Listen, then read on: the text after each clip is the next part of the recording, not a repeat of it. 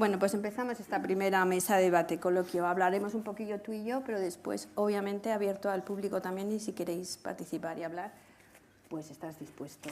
Bueno, yo, antes que nada, dos cosas. Una, felicitar a la Asociación Madrileña de Rehabilitación Psicosocial, porque, bueno, esto está lleno. Lleváis más de 30 años, comentaba con un compañero antes, trabajando en esta historia, y da gusto ver que seguir reuniendo a un montón de gente interesada en cambiar las cosas, a pesar de que el contexto no sea el mejor que nos gustaría. Pero bueno, yo creo que merece la pena reconocer esa labor desde hace tiempo.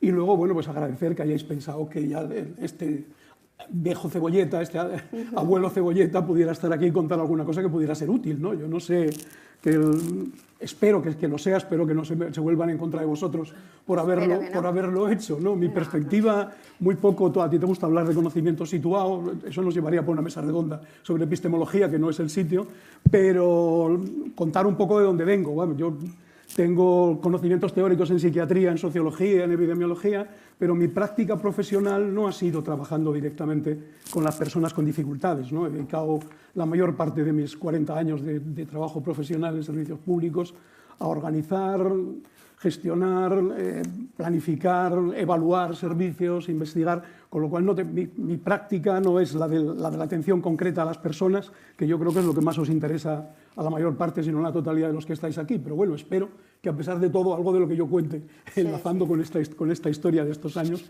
pueda resultar útil, ¿no? Bueno, pues ya te has presentado. Claro. Eso que me ahorras fenomenal. Es verdad que vienes de la parte de gestión, pero también nos apetece, y creo que es importante que hablemos desde la parte más conceptual de lo que se entiende hoy por rehabilitación psicosocial, ¿no? Si te parece, pues empezamos, porque es verdad que le hemos puesto este título un poco provocador de la recuperación, la rehabilitación está hecha para curar, ¿no? Que era un poco una declaración también como de principios.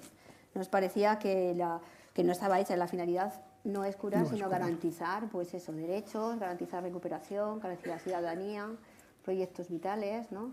Redes, vínculos, ese tipo de cosas. Y aunque parezca mentira, en los momentos en los que estamos, donde la salud mental está en los debates públicos, pues nos parecía que una figura como tú, desde una posición conceptual, volver a rescatar qué es y qué no es rehabilitación psicosocial, sería importante, por empezar por ahí. Bueno, no sé, hablamos de rehabilitación psicosocial a veces como si fuese una cosa única y absolutamente muy fácil de definir, ¿no? Decimos la rehabilitación psicosocial.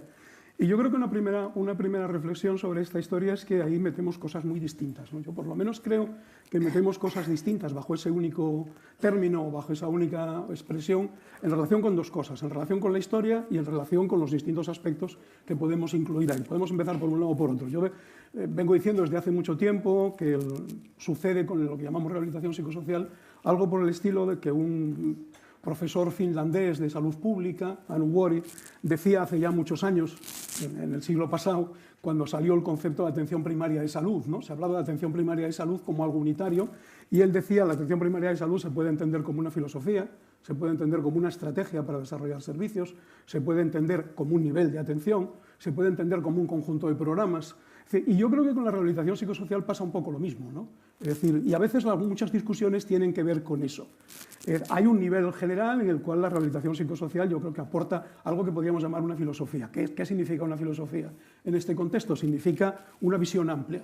Tú decías cosas al principio, y bueno, yo creo que son cosas que conocemos todos, ¿no? Es decir, la rehabilitación psicosocial parte de considerar que lo importante en las personas no son los síntomas son importantes, dificultan la vida, pero no es lo único que dificulta la vida de una persona con algún trastorno mental grave, ¿no?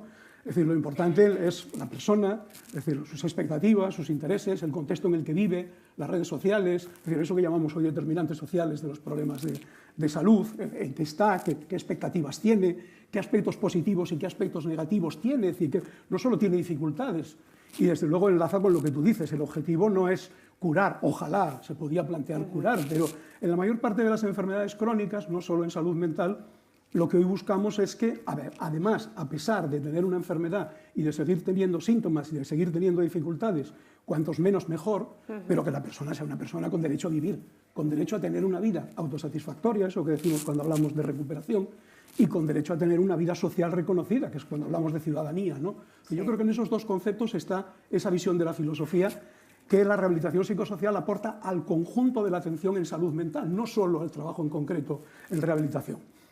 En segundo lugar, y también en relación con lo de curar o no curar, hablamos de la rehabilitación psicosocial como una estrategia, ¿no? Es decir, que podemos, ante una enfermedad, ante un trastorno, ante un problema de salud, podemos intentar evitar que surja. No sabemos cómo evitar que surjan, aunque podríamos hacer bastantes cosas sobre determinantes sociales que probablemente disminuirían la aparición de trastornos, pero no sabemos evitarlo como tal, no sabemos hacer prevención primaria. A veces se consigue curar, a veces no se consigue curar, pero lo que sí que tenemos que intentar es que, a pesar de no curar a la persona, de que la persona no se cure, la persona tenga una vida vivible, tenga una vida en la que pueda funcionar como un ciudadano y una ciudadana y no tenga más problemas añadidos que los que ya le supone la enfermedad. Eso es una estrategia, y eso también es de la rehabilitación psicosocial, y se aplica al conjunto de los problemas de salud, no solo a los trastornos mentales graves.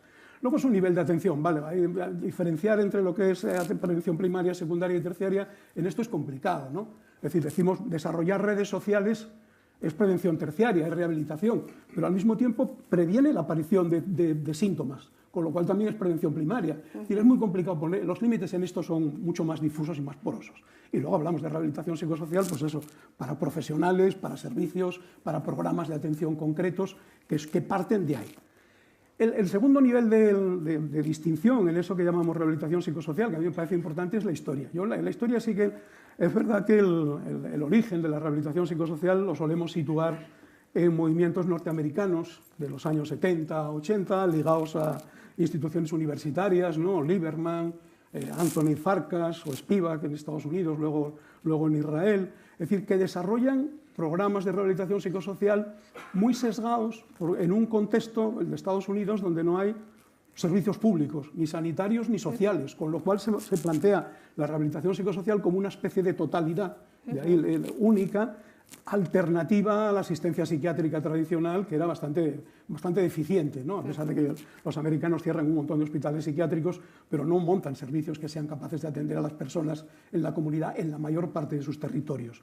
Pero olvidamos que en Europa, paralelamente a ese movimiento de rehabilitación psicosocial norteamericano, y yo creo que mucho de lo que se ha hecho en la Comunidad Autónoma de Madrid se basa en esos movimientos clásicos de la rehabilitación psicosocial norteamericana, en Europa, paralelamente, hay grupos que están trabajando con un concepto de rehabilitación más integrado en el conjunto de la atención sanitaria y social.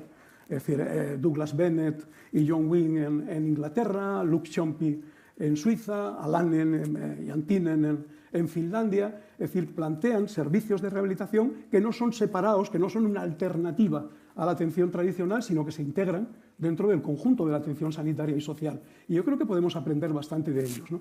Pero luego hay un tercer movimiento que a veces dejamos de lado y que yo creo que en lo que tú hablas de prácticas concretas es muy útil, que son todos los movimientos de desinstitucionalización. Es decir, fundamentalmente tenemos ahí la imagen de Italia con psiquiatría democrática, con Basaglia, luego con Rotelli, pero con gente en muy distintos lugares de Italia que sin tanta técnica, y yo luego me imagino que hablaremos de la historia, yo defiendo que necesitamos técnica, que necesitamos tecnología, pero ellos sin tanta técnica y a veces despreciando un poco la técnica, cosa con la que yo no coincido, pero sin embargo han desarrollado una riqueza de trabajo para hacer que gente que vivía después de muchos años internada en hospitales psiquiátricos muy deficitarios, tanto como los nuestros en este país, pudiesen recuperar una vida vivible. Entonces no se hablaba ni de las primeras corrientes de rehabilitación psicosocial, hablaban de recuperación. Pero yo creo que la idea de lo que hay detrás de la idea de recuperación, aunque tiene matices importantes ahora, estaba ahí, ¿no? Es decir, una vida digna de ser vivida, y hablaban de ciudadanía. Yo creo que ciudadanía también es otro contexto, otro concepto importante, ¿no? De tener, decía Benedetto Saraceno, decía, es decir, que de lo que se trata, utilizando la metáfora, no es de conseguir que los débiles sean fuertes para que puedan competir con los fuertes, sino que creemos un contexto social en el que débiles y fuertes podamos interactuar, es decir, reconociéndonos como sujetos y con los mismos derechos, ¿no? Como tal, ¿no? Yo creo que ahí se juega un poco también y entra en la historia de lo que tú decías de curar o no. Como ves, cuando preguntas una cosa, me tienes que decir que me calle, porque es que no me callo, ¿no? Está bien, ¿no?, traer esta parte histórica, y es verdad que la rehabilitación se desarrolla dentro de este marco de atención comunitaria, pero no se desarrolla de manera igualitaria. Tiene un desarrollo muy desigual, ¿no? Yo creo que tiene que ver mucho también con nosotros en las comunidades autónomas que tenemos, pero también en el lugar en el que habita. Esta pelea entre lo social y lo sanitario, ¿no? No sé, ahí tú, ¿cómo lo ves? Bueno, lo social, aportar, ¿no? claro, ahí entramos también en la historia, no sé si en la situación en España, ¿no? Por ejemplo, a partir un poco y luego concretar los temas, ¿no? Bueno, en España, para los que ya somos muy mayores, que venimos de la época de la Guerra de Cuba, es decir, partíamos de una situación que era una porquería, ¿no? Es decir, que era, lo que había aquí eran manicomios, había 40 y tantas mil personas en hospitales psiquiátricos, con estancias medias, yo con los casos el caso de Andalucía, la estancia, nosotros teníamos 3.000 personas de larga estancia, la estancia media eran 15 años, es decir, que la gente deteriorada, la mayor parte cuando hicimos un primer estudio, un primer censo de población, el 40%, en la opinión del propio personal que estaba allí, no necesitaban atención, estaban allí porque no tenían dónde estar, pero allí no hacían nada. Yo recordaba esta mañana, se hablaba, creo que era en Alcoete, que había un centro que hizo el PANAP de rehabilitación, donde tenían un programa de rehabilitación. Lo que hacían en el programa de rehabilitación, si yo no lo vi, pero por lo que la gente contaba era por las mañanas había un taller de cerámica donde la gente hacía piezas de cerámica que al final de la mañana las destruían para volver a hacerlas al día siguiente, porque no las cocían. Es decir, que esa era la rehabilitación, ¿no? Es decir, que entonces, claro, partíamos de esa situación. No había nada fuera, había muy pocas cosas fuera, había muy pocos profesionales, había psiquiatras y había cuidadores. Entonces, claro, hemos avanzado un montón con relación a esa historia. Pero, claro, si comparamos esto con lo que deberíamos de tener, no hemos avanzado tanto, ¿no? Seguimos ahí. En ese contexto, la Ley General de Sanidad da un marco general de cambio, pero luego cada comunidad autónoma hace lo que quiere. Yo creo que hoy hay 17 modelos de servicios, como hay 17 modelos de comunidades autónomas. En el tema de los servicios sanitarios generales, hay comunidades autónomas como la de Andalucía o como la de Asturias, que cerramos los hospitales psiquiátricos, nosotros los 8 que teníamos, Asturias el que tenía.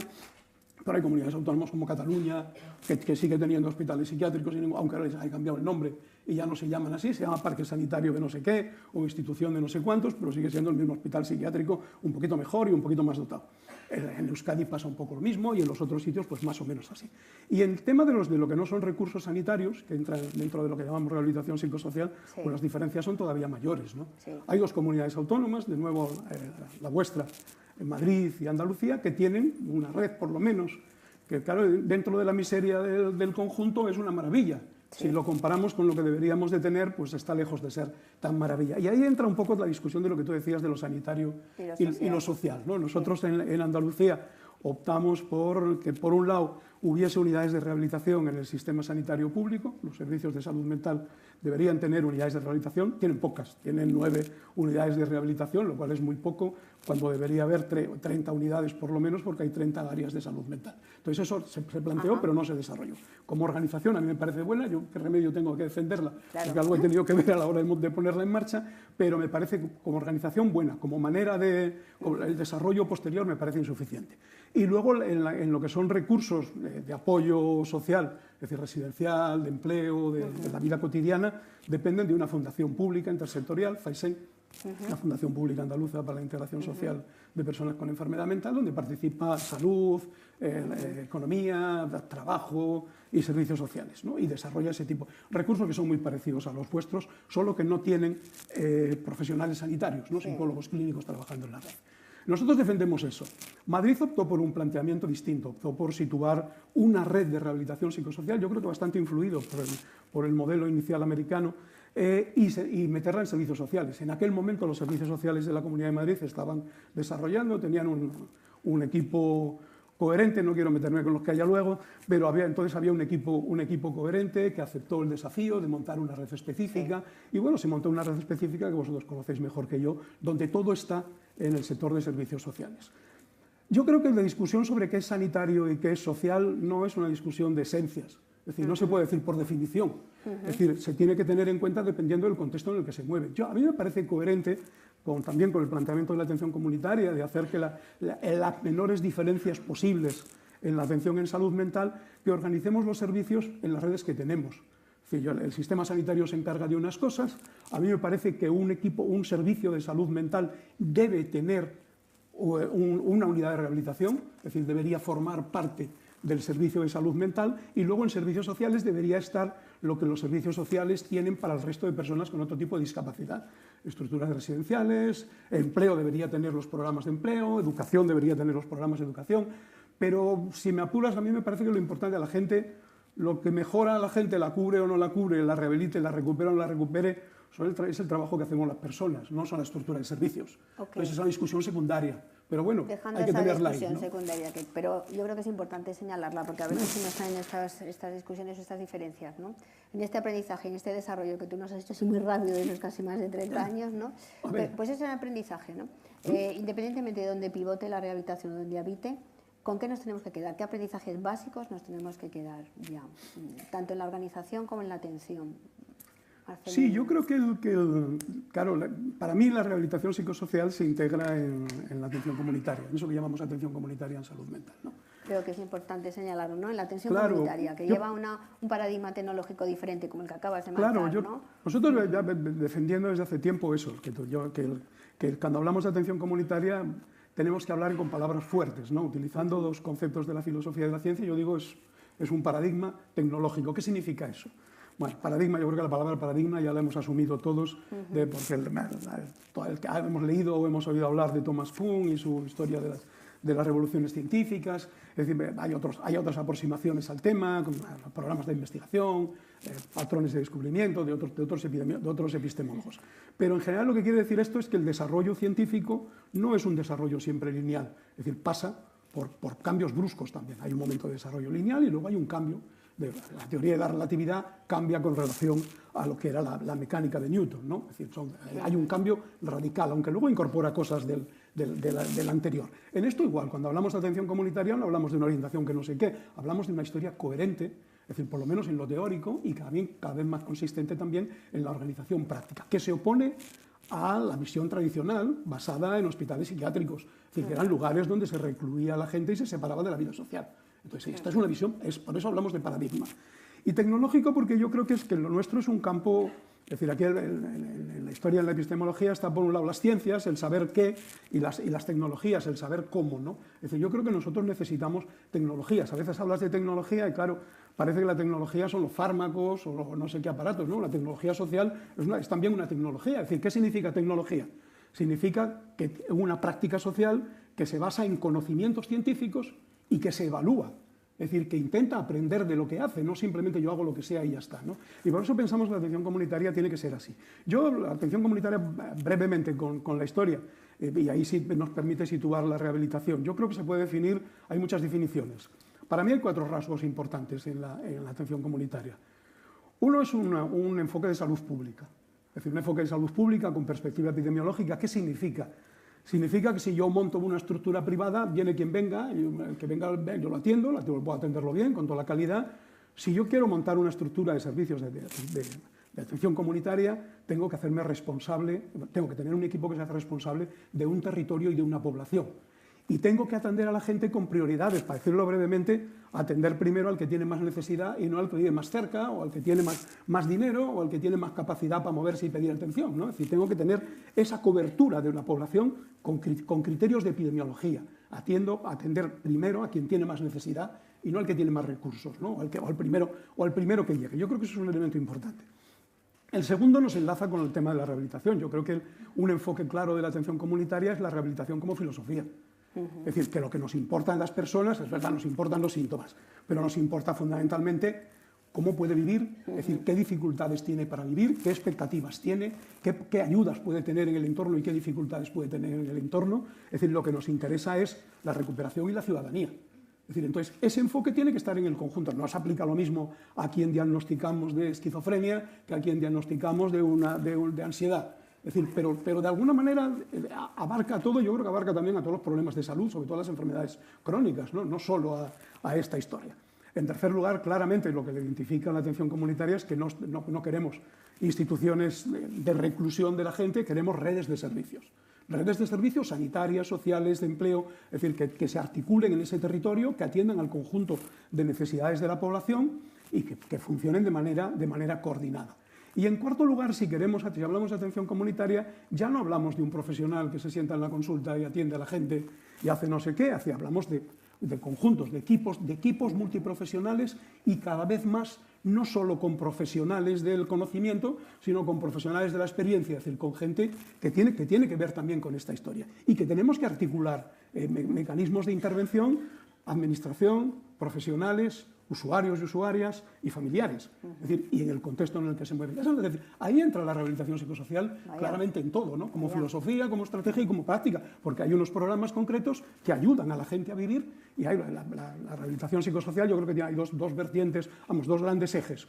Uno, aumentar la capacidad, las habilidades de la persona para que pueda vivir en la comunidad, y dos, proveerla de soportes, de ayuda, un sitio donde vivir, un sitio donde trabajar, un sitio donde relacionarse con los demás. Eso entra en la atención comunitaria de manera plena, ¿no? Sí.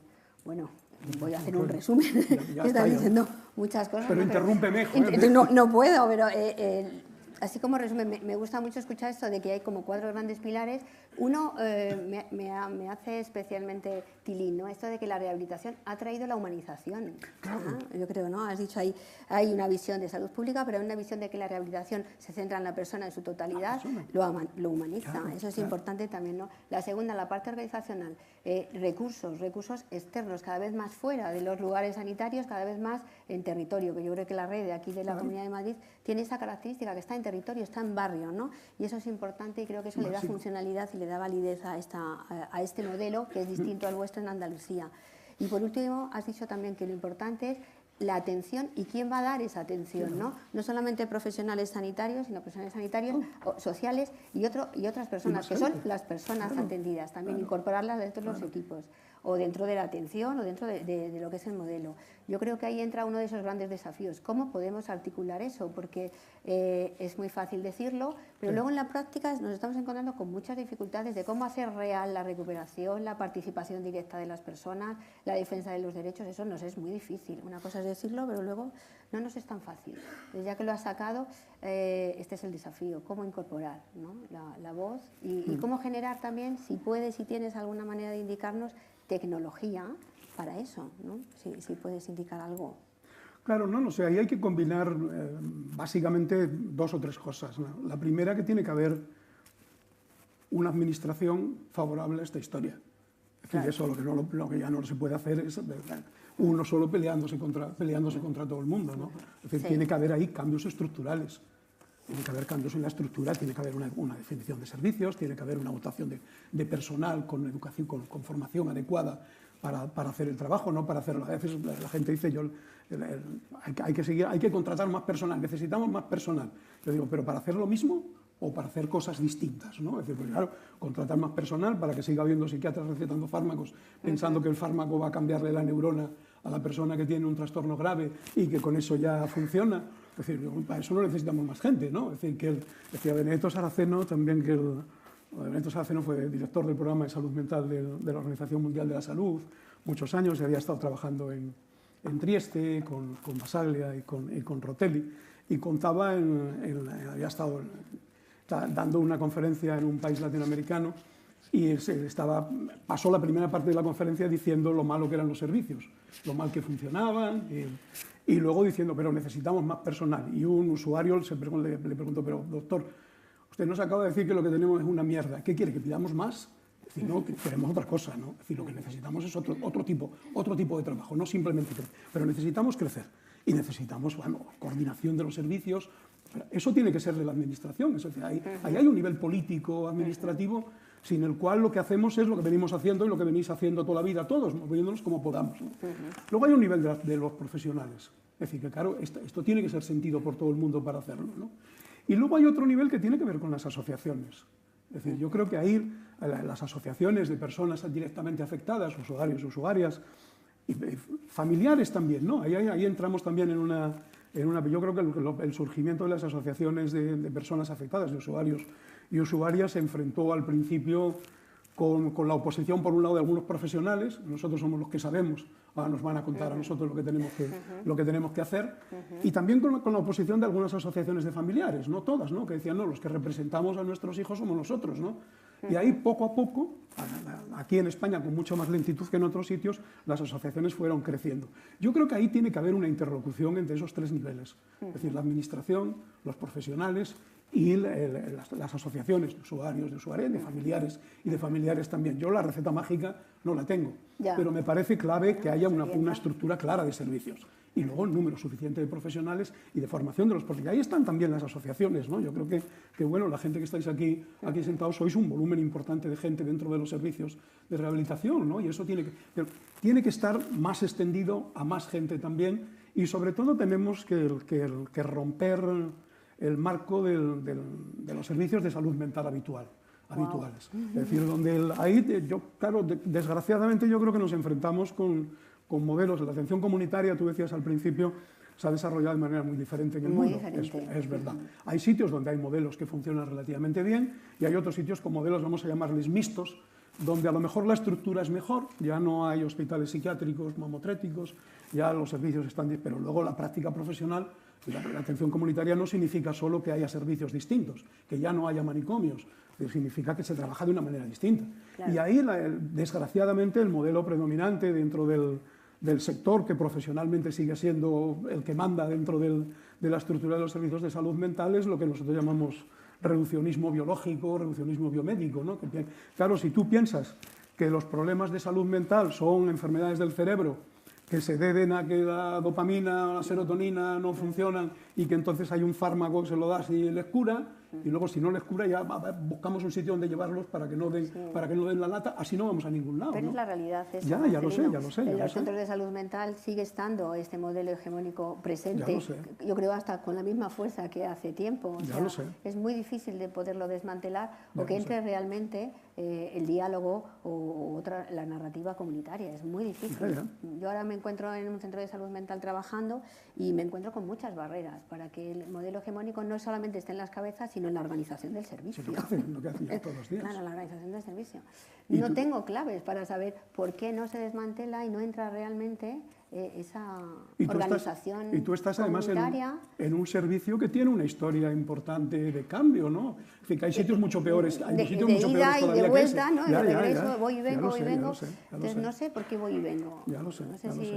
Ahí nos movemos. Yo creo que hombre, en la situación... Es un sistema de poderes, estoy claro también, claro que ¿no? Sí, claramente. Has marcado también antes, hace un rato, y también es un tema político, ¿no? Si te quieres mojar un poco, esas políticas que necesitamos, ¿no? Para a lo mejor romper esta dinámica.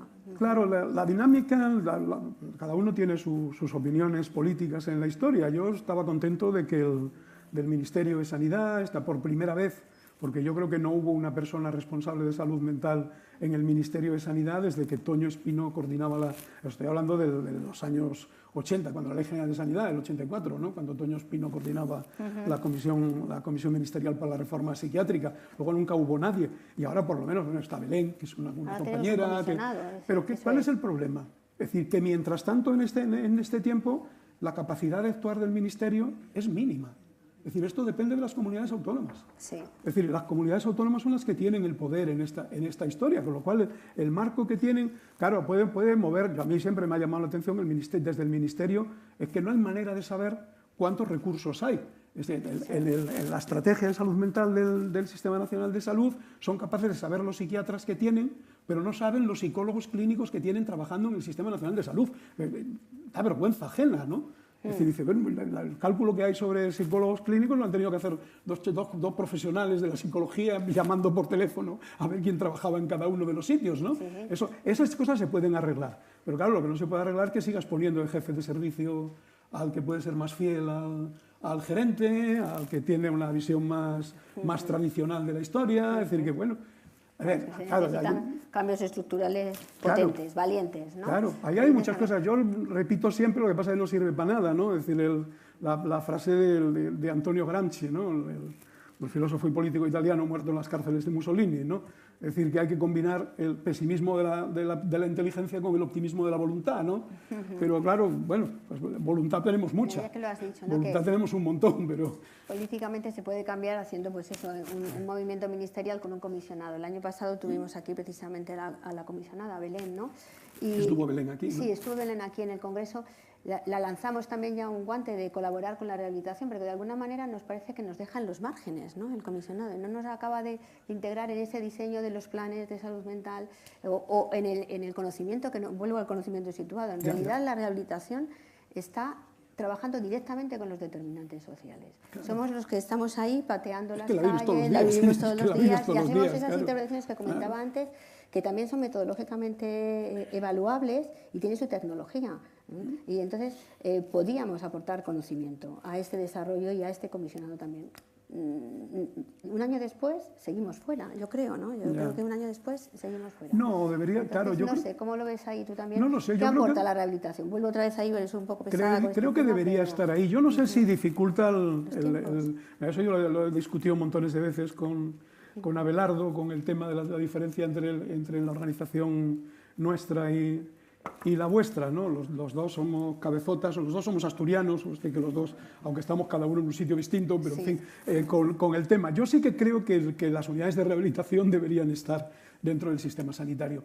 Eso permitiría que la rehabilitación estuviese más integrada en el funcionamiento del sector salud y sería una manera de contrarrestar, creo, el predominio del reduccionismo biológico ahí dentro, porque estamos dejándolo en sus manos. Dice, no, la rehabilitación la hacemos nosotros, pero fuera. Tú sigue dando fármacos y sigue haciendo no sé qué. Parece que es un poco... No es eso lo que decimos. No, pero no es fácil interpretarlo así. No lo sé. Yo creo que necesitamos reforzar los cambios políticos, la estructura política, pero sobre todo en las comunidades autónomas, porque yo soy partidario de la descentralización, a mí me parecería bien un sistema federal en España, pero hay una serie de cosas que no deberían estar tan diferenciadas, que una comunidad autónoma pueda tener la realidad llena de hospitales psiquiátricos y que en la otra estemos funcionando sin ellos, ¿no? Es decir, que no debería ser así. Y que los servicios, claro, en Andalucía, a pesar de toda la historia, tienes un 30% de psicólogos y psicólogas clínicas como responsables de equipos, pero es un 30%, cuando debería ser por lo menos la mitad, ¿no? Si no más, ¿no? Y en otras comunidades autónomas ni siquiera eso. Esas grandes, o la dotación de recursos, esas grandes diferencias deberían quitarse y facilitarían un poco la pelea. La pelea no nos la quitan, si tenemos que seguir abriendo espacio, por eso yo decía, coño, me encanta ver la cantidad de gente que reunís aquí y tenemos que seguir ampliando ese espacio, ¿no? Pero no lo sé. Vale.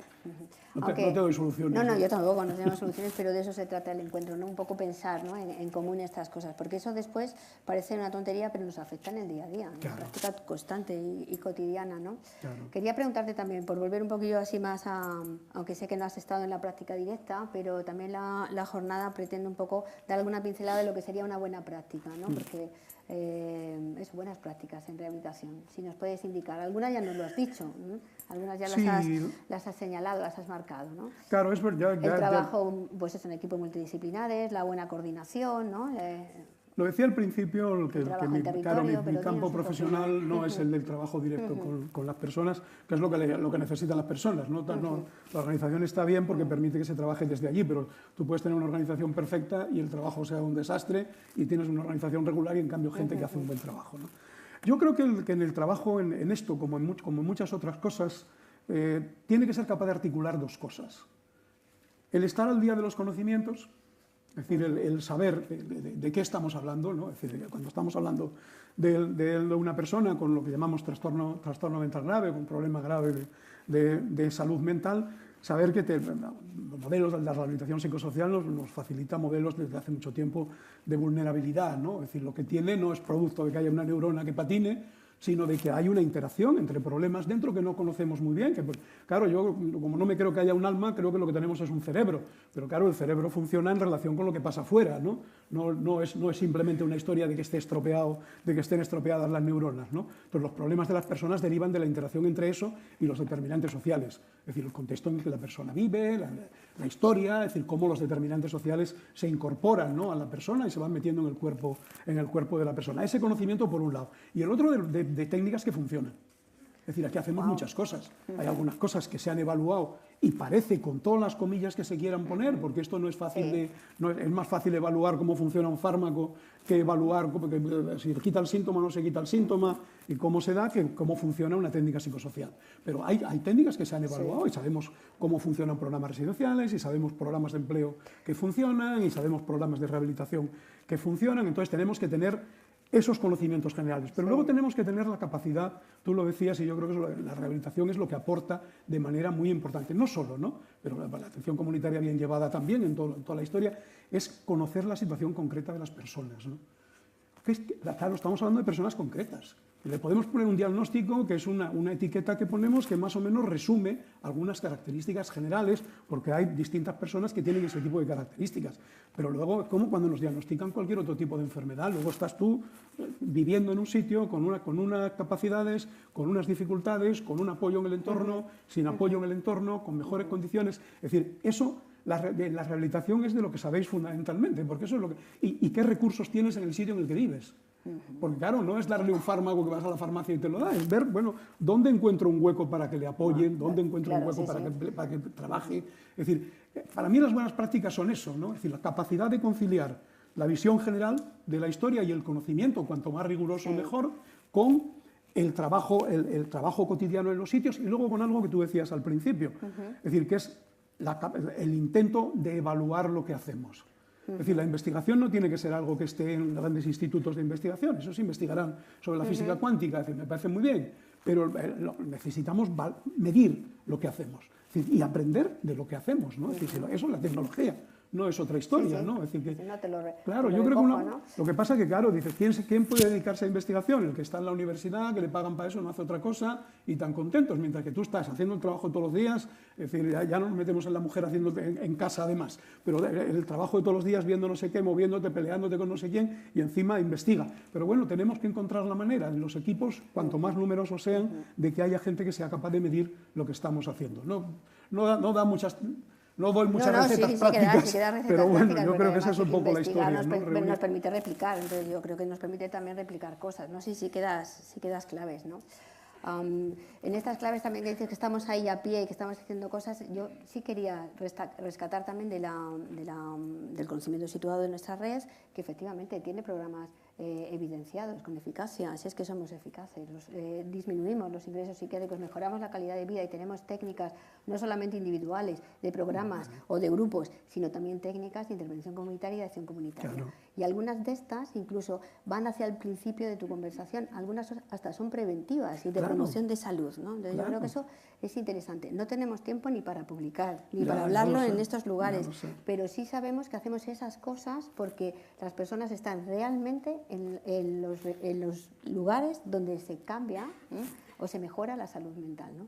Las personas, no solamente los profesionales, sino cada vez más participando en primera persona, ¿no? Que yo creo que es el gran reto. Y si quieres, por terminar, eso, volver otra vez, nos falta esa tecnología, cómo incorporar, ¿no? a las personas en todo este engranaje que tenemos montado contra esta desigualdad, porque a mí me cuesta. A mí a veces me gusta hablar de la participación también como metodología para conseguir ese papel, ¿no? Ese papel protagonista. Y si quieres lo dejamos un poquillo aquí para también dar paso al público, ¿no? Pero si puedes decirnos ahí, más allá de la figura famosa del peer-to-peer, sino hay muchas otras maneras de incorporar.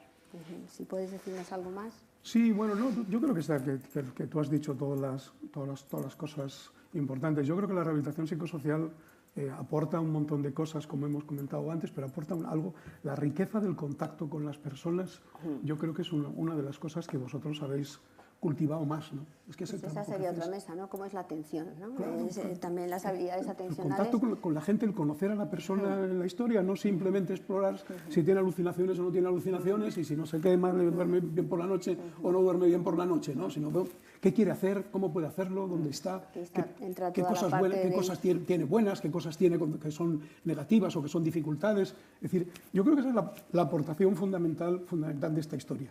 El problema aquí está en la parte de la historia de la política, que tiene mucho que hacer en la organización de servicios y que tiene mucho que hacer también en disminuir desigualdades sociales, porque está claro que la desigualdad social es uno de los factores que intervienen en esto, en la aparición de más problemas de salud, no solo de salud mental, es decir, del conjunto de los problemas de salud. A mí eso es lo que más me llama la atención. Llevamos un tiempo dedicándonos a un grupo sobre determinantes sociales de la Asociación Española de Neuropsiquiatría, profesionales de salud mental, y bien, que al final el tipo de factores que tienen que ver con la aparición del cáncer, de la hipertensión, de la diabetes, son los mismos que los que tienen que ver con trastornos mentales comunes o con trastornos mentales graves. El funcionamiento interno es distinto, pero eso de que está ahí fuera y cambiar eso, es decir, tener políticas de igualdad, no depende de quién trabaja en el día a día, depende de la administración, depende de la política y tener los servicios. Pero luego lo otro es ir, bueno, calando poco a poco, extendiendo esa manera de ver a la gente ahí. Si hay equipos profesionales numerosos, hay tiempo para que parte del equipo, o tiempo parcial del trabajo, se dedique a medir, a investigar, a valorar, no a investigar en abstracto, sino a ver cómo mejora la práctica que tú tienes, ¿no? Pero claro, necesitas equipos mayores para tenerlos, ¿no? Sí, tengo recursos. Si no, claro, estás condenado a seguir moviéndote como puedes. Al final publica el que tiene tiempo para publicar. No tiene otra cosa que hacer y se puede dedicar a hacer eso. Y hay un montón de... A mí eso siempre me ha fastidiado un montón en Andalucía. Creo que hay un montón de gente que ha hecho cosas bonitas, que ha hecho cosas que están muy bien, y esas no las encuentras en ningún sitio. Aquí nos pasa Y no están en ningún lado, nadie las ve. Y eso es lo que puede hacer que poco a poco cambiemos la manera de pensar del resto, ¿no? Yo quiero en eso ser optimista, es decir, pensar que bueno, la gente tampoco es tonta porque sí por definición, ¿no? Sino que bueno, algunos no han visto otra cosa, ¿no? Necesitan ver otra historia, ¿no?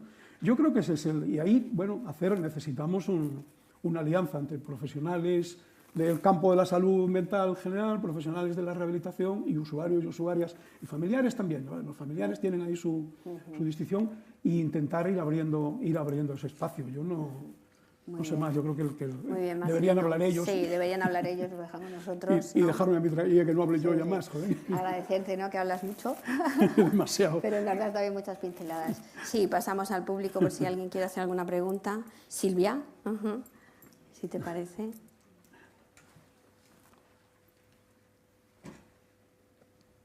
No hay un micro. Sí, tengo un micro. Va, muchas cosas, muchos conceptos, muchas ideas nos has lanzado. Ahí está.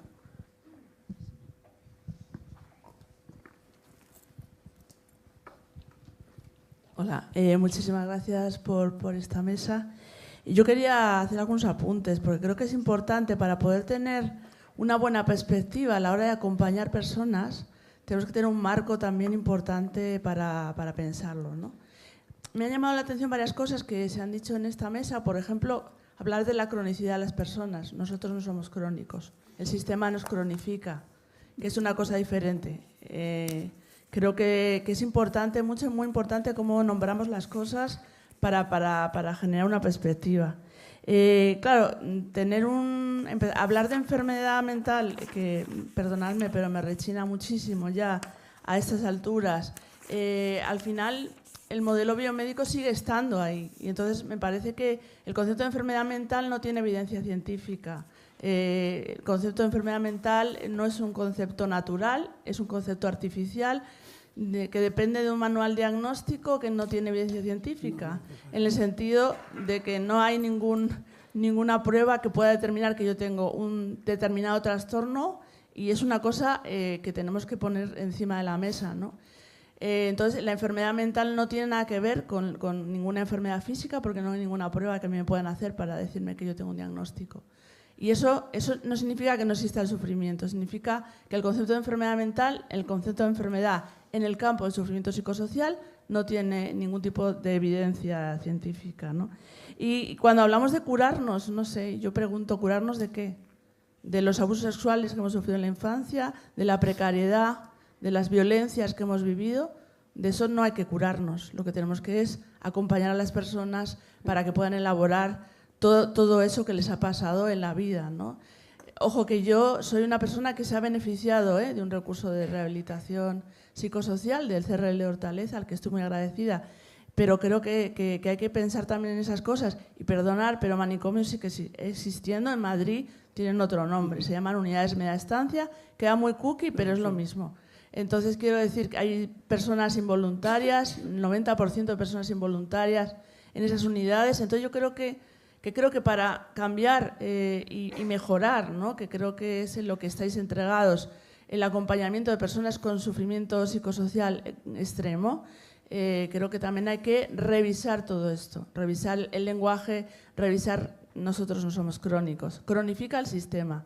Y creo que el que no cree en la recuperación es el sistema, ojo. Creo que la red de rehabilitación psicosocial cree más en la recuperación que todos los acompañamientos sanitarios, por el modelo biomédico que impera, pero creo que tenemos que darle una vuelta a todo esto. Gracias. Gracias, Silvia. Sí, sí, claro. Sí, la verdad que eso exigiría una mesa entera. Dos cosas simplemente. Una, yo no he hablado de crónicos. He hablado de enfermedades crónicas. No, he hablado de enfermedades crónicas y no he hablado de enfermedades mentales crónicas. He hablado de enfermedades crónicas porque digo que los problemas de salud mental, ahora entramos en lo que yo entiendo por problemas de salud mental, se equiparan en muchas cosas a enfermedades crónicas. El resto de las yo tengo una artrosis y es una enfermedad crónica. Yo no sé si soy crónico o soy agudo, a mí me tiene sin cuidado. Lo que sí sé es que la enfermedad es crónica. ¿Por qué en salud pública hablamos de enfermedades crónicas? Porque es un tipo de patología distinta. La salud pública empezó con la patología infecciosa, que era una enfermedad aguda, aparecía de pronto con un bicho que te producía una infección y ya está. Y hoy la mayor parte de los problemas de salud que tenemos las personas, sobre todo a partir de determinada, son procesos crónicos. ¿Qué significa?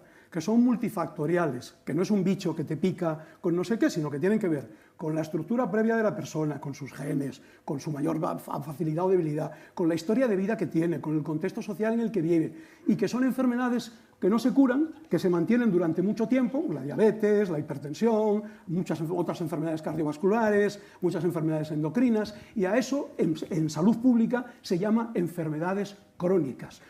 A mí no se me ocurre decir que yo soy un enfermo crónico, yo tampoco le llamo enfermo crónico a ninguna persona con un problema de salud mental. Yo no he hablado de enfermos crónicos, he hablado de patología crónica porque creo que muchos problemas de salud mental tienen mucho en común con eso, tienen una etiología multifactorial. Pues los modelos de vulnerabilidad dicen eso, tiene que ver con la persona, pero tiene que ver con el contexto, no hay una causa única, no conocemos todas las causas, pero tienen una serie de cosas en común con la patología crónica, son diferentes, igual que el cáncer es diferente de la diabetes y es diferente de la hipertensión, pero tienen una serie de pautas comunes que hacen que las metamos dentro del cajón de las patologías crónicas. Ese es un tema, yo creo que eso no tiene. Lo otro tendríamos que discutir mucho.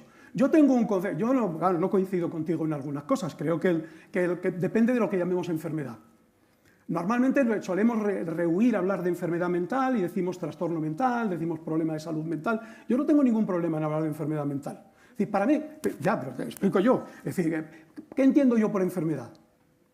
Enfermedad no es una cosa, decimos, claro, es que las enfermedades mentales no son cosas. Dice, no, yo tengo un cáncer de colon, estoy operado de un cáncer de colon, yo parece que o lo tuve, no sé, espero que yo no lo siga teniendo, es decir, no es una cosa. Es decir, alguien tiene una hipertensión, no es una cosa, es el nombre que ponemos a unas pautas comunes de funcionamiento de las personas. Cuando hablamos de esquizofrenia podemos discutir sobre el papel que tiene la palabra, si la palabra refuerza el estigma, todo lo que tú quieras. Pero estamos hablando de una serie de pautas comunes de funcionamiento de un sistema personal, que es la mente, que depende del cerebro, pero no solo del cerebro. Yo a eso le llamo enfermedad, no tengo ningún problema en llamarle enfermedad, porque enfermedad para mí no significa descalificar a nadie. Es decir, tener una enfermedad significa que puedo beneficiarme de atención sanitaria. De atención, me la puede dar el sistema sanitario, me la pueden dar un grupo de gente como yo dentro de una asociación, lo mejor es que se la demos todos juntos. Pero hay una serie de pautas comunes que hacen que les pueda poner un nombre común. A mí eso no me parece un insulto. Yo entiendo que para muchos usuarios y usuarias, es decir, eso supone un insulto porque ha supuesto un insulto durante mucho tiempo y ha supuesto un insulto que les ha llevado a padecer unas intervenciones en contra de su voluntad, sin ningún tipo de respeto, pero podemos, y yo apuesto por construir un sistema donde podemos hablar de enfermedades sin que eso signifique ni descalificar a la persona, ni pensar que se la puede tratar sin que quiera, ni pensar que se la puede aislar, ni que le tiene que darle fármacos sin que lo quiera, o la tengamos que meter en un programa de rehabilitación a la fuerza, y que lo puede hacer mucha gente, y en algunos casos sin nadie, igual que cuando yo tengo algún tipo de enfermedad somática, algunas necesito que me vea un profesional y otras no, y aparte de que me vea el profesional necesito muchas otras cosas más para poder vivir. Por eso yo creo que ganamos todos, no los profesionales, sino las personas con problemas, si nos metemos en esa concepción de la salud pública donde enfermedad no es un insulto. Tú no, ya lo sé, pero esto nos llevaría a discutir mucho tiempo, pero sí quería aclarar cómo lo veo yo, cómo lo veo. Es decir, yo creo un determinante, que la gente que vive, hay montones de estudios, Belén lo habrá contado porque ella trabajó en una historia sobre empleo, es decir, en situaciones de empleo, es decir, la desigualdad. Hay un estudio de un epidemiólogo inglés, Michael Marmot, que es el origen del tema de los determinantes sociales, que valora cómo la situación en la escala jerárquica, no el dinero que ganan, no lo que consumen, no, es decir, la situación en la escala jerárquica, que es algo psicosocial, no es algo físico. Es decir, está detrás de la mayor prevalencia de enfermedades mentales, pero también de la diabetes, del cáncer, de la hipertensión, de morirse por un trastorno cardíaco, es decir, al mismo nivel. Es decir, la gente que está en la escala, más bajo en la escala jerárquica tiene más posibilidades de morirse antes y de tener más dificultades antes. Entonces, situarnos ahí a nosotros, me parece que ganamos. Ganamos metiéndonos en la misma historia. ¿Qué es lo que cambia? Es decir, el factor social es el mismo. Una situación desfavorable socialmente. En la persona que tiene diabetes, eso repercute a través del estrés, repercute en el funcionamiento endocrino. La persona que tiene un cáncer, a través del estrés también, disminuye en el funcionamiento del sistema de defensa de la persona y hace que proliferen células. En una persona que tiene depresión, ¿qué es lo que hace? Alterar el funcionamiento de otro sistema de la persona, que es la mente. No es que estropee las neuronas, estropea el funcionamiento de la mente. La mente depende de las neuronas, pero no depende solo de que las neuronas estén alteradas. A mí me parece que ganamos con eso, pero bueno, necesitamos otras jornadas para discutir eso. Sí, necesitamos otras, sí. Bueno, se abre la discusión. Más preguntas, si queréis más preguntas. Dice no porque contesta, habla más. Vale, es verdad. Es que ya, esta pregunta ya daba para otra jornada. La recogemos para seguir debatiendo sobre ello. Silvia, te la agradecemos también. No sé si alguien más quiere hacer alguna pregunta. No, yo creo que ya no. Bien, ya pues tienen bastante. Con todo lo que conlleva hacerte preguntas. Pues lo dejamos aquí. Muchas gracias, Marcelino. Bueno, damos paso a la siguiente mesa, si os parece. Gracias a vosotros.